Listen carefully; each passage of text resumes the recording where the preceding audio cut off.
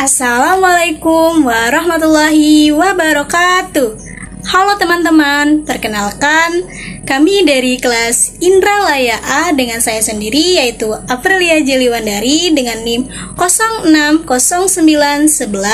06091182227018 dan dua anggota lagi teman saya yaitu Muhammad Aziman dan Ahmad Faisal Ashraf. Silahkan perkenalkan diri kalian.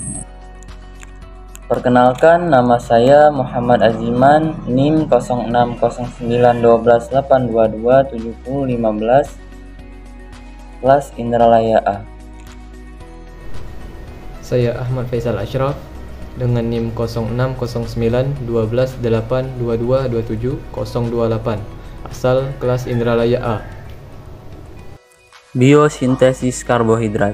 Semua jenis karbohidrat diserap dalam bentuk monosakarida. Proses penyerapan ini terjadi di usus halus, dijumpainya maltosa, sukrosa, dan laktosa dalam urin.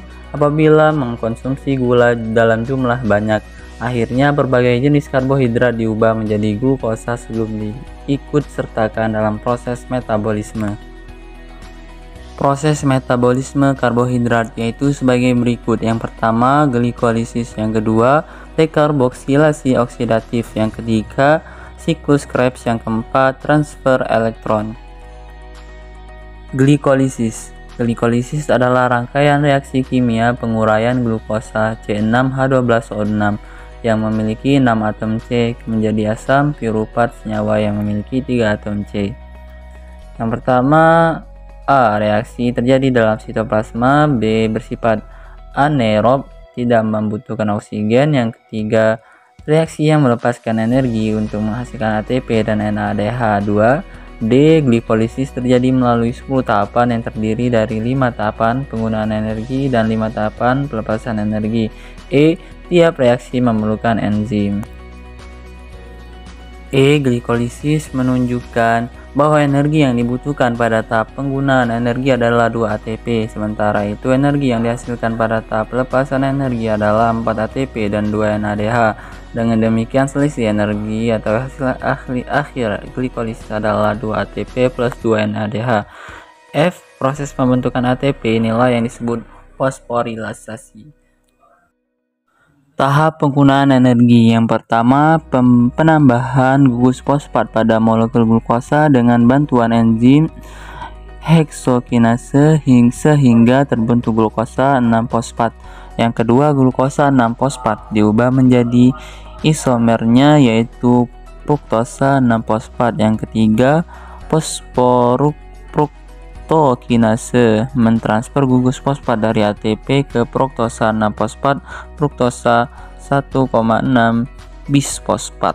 Yang keempat, aquabase membagi molekul gula fruktosa 1,6 bisfosfat menjadi 2 molekul gula yang berbeda dan merupakan isomernya. Yang kelima, 2 molekul gliseraldehid fosfat masing-masing akan masuk pada tahapan glikolisis selanjutnya.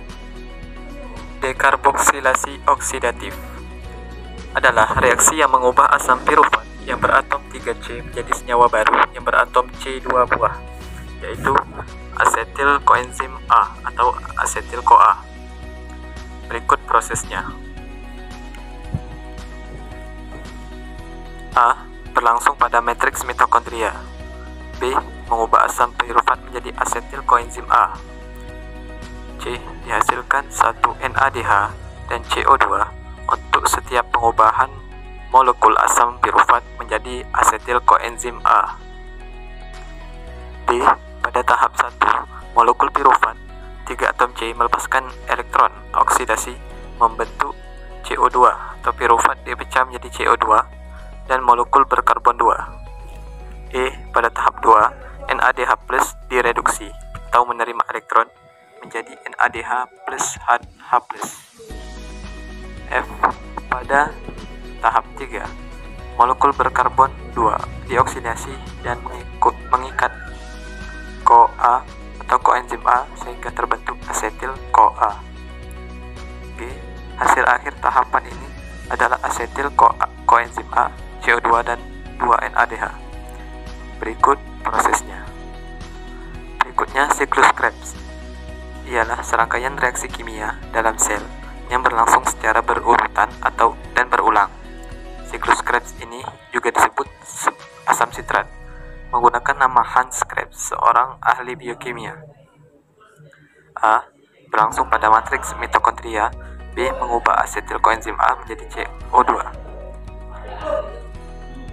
Terdiri dari beberapa proses, yaitu 1. Pembentukan asetil koenzim A atau asetil-CoA. 2. Pembentukan asam sitrat. 3. Pembentukan asam isositrat. 4. Pembentukan asam alfa-ketoglutarat. 5. Pembentukan suksinil-CoA. 6. Pembentukan asam suksinat. 7. Pembentukan asam fumarat. 8. Pembentukan asam malat. 9. Asam oksaloasetat. Adapun proses dari skema siklus Krebs dapat dilihat dari gambar berikut. Berikut ini tahap-tahap dari satu kali siklus Krebs. 1. Asetil CoA atau 2 atom C menambahkan atom C pada oksaloasetat atau 4 atom C sehingga dihasilkan asam sitrat 6 atom C. 2. Sitrat menjadi isositrat atau 6 atom C dengan melepas H2O dan menerima H2O kembali. 3. Isositrat melepaskan CO2 sehingga terbentuk alfa-ketoglutarat 5 atom C untuk membentuk NADH dan menghasilkan suksinil-CoA 4 atom C. 5. Terjadi fosforilisasi tingkat substrat pada pembentukan G3 guanosin trifosfat dan terbentuk suksinat B atom C 4 atom C. 6. Pembentukan fumarat 4 atom C melalui pelepasan FADH2. 7. Fumamarat terhidrolisis mengikat satu molekul H2O sehingga membentuk malat 4 atom C. 8. Pembentukan oksaloasetat 4 atom C melalui pelepasan NADH. Satu siklus Krebs tersebut hanya untuk satu molekul pirufat saja. 9. Hasil glikolisis menghasilkan 2 molekul pirufat dan 1 molekul glukosa. Oleh karena itu, hasil akhir total dari siklus Krebs tersebut adalah 2 kalinya. Dengan demikian diperoleh hasil sebanyak 6 NADH, 2 FADH2 dan 2 ATP.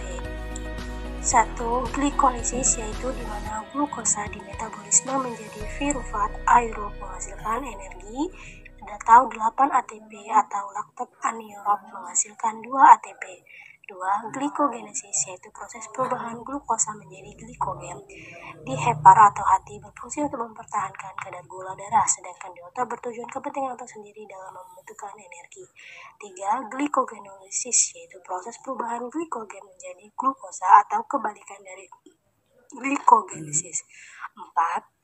Jalur pentosafosfat yaitu hasil ribosa untuk sintesis nukleotida asam nukleat dan produksi NADPH, biosintesis asam lemak dan lainnya.